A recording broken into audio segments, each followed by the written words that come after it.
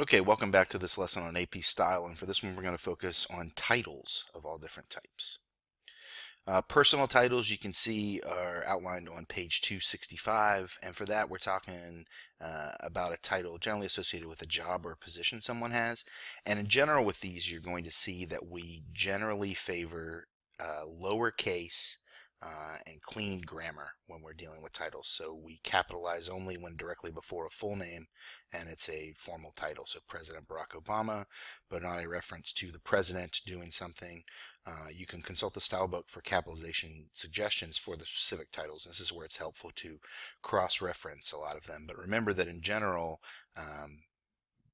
go with your instinct and look it up, but also you're probably not going to capitalize things. That includes descriptors of occupation, so an assistant coach, a customer service representative, adjectives that modify the noun that is the real title also don't get capitalized.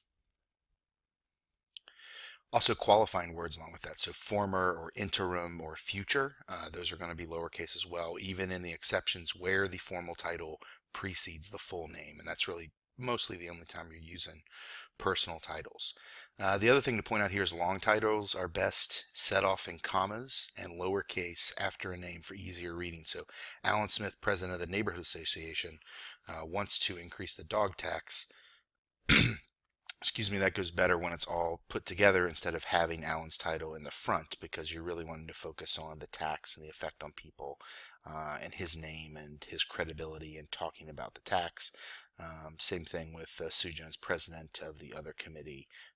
Then it's a formal committee in their name, so that's capitalized, but her position of president isn't, because again, it's not right before her full name.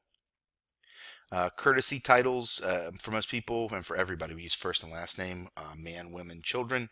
It doesn't matter, be consistent on that. And then on subsequent, use only the last name. We don't generally use courtesy titles unless they're in a direct quotation.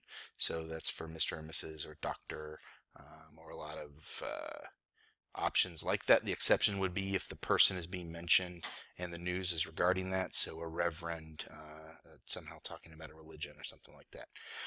If you got a story with two people with the same name, you're going to have to make clear who is talking and not get it confused. And mostly, as a general rule of thumb, that's going to be on second reference, continuing to use both names.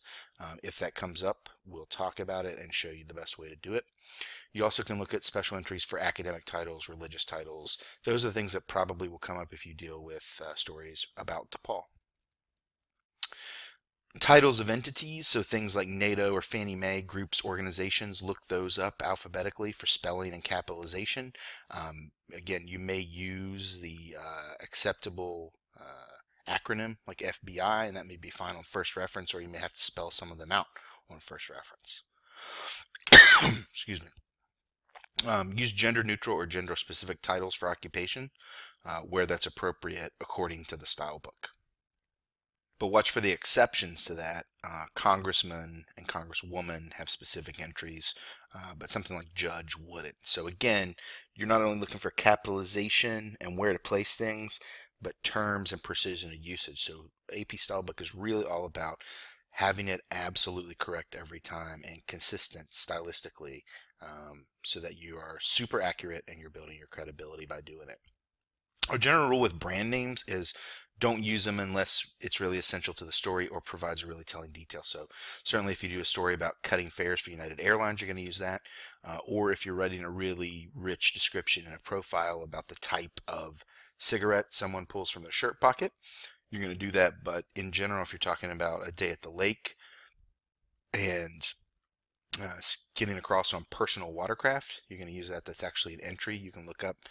You wouldn't use the brand name of jet ski. Same thing with adhesive bandage rather than Band-Aid, which is a company. So unless you really need the precise use for one of those reasons, we're going to use the generic term for titles of brand names.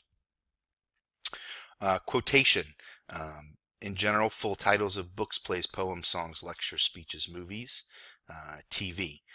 Shows. So you're going to put those in quotation and follow the capitalization rules. We're not going to use italics. A lot of these rules go back to the AP style days when the Wired didn't have the ability even to print in italics, so that's why it's not part of that style when it would be in some others you may be familiar with. You can go to the lookup for composition titles for the capitalization rules. The exception that doesn't need quotes is the Bible, and then also the way styles develop for websites or apps like Facebook, Google, Snapchat is you don't need quotation marks around those. Finally, to round out our discussion of titles is a little bit about people and terms to describe them. So maybe not a specific title, but a general term. And that's to keep in mind things like the part of speech it is. So female or male is an adjective, and man or woman would be the noun, or men and women. In general, also keep in mind that you don't want to include a description of a woman you wouldn't of a man, so don't automatically go to describing appearance or things that would that you wouldn't write about anyone. So taking a little bit of time to go through and vet your own thinking and writing is also really helpful stylistically, but then also to help present it in a fair way. Writing about sexual preference, it's got terminology and preferences in there in the style book.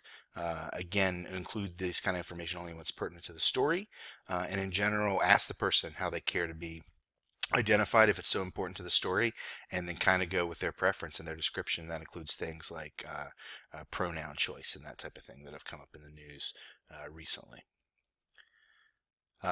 Finally, similar on race. So include that only when it's pertinent. Don't just frivolously include race into a story.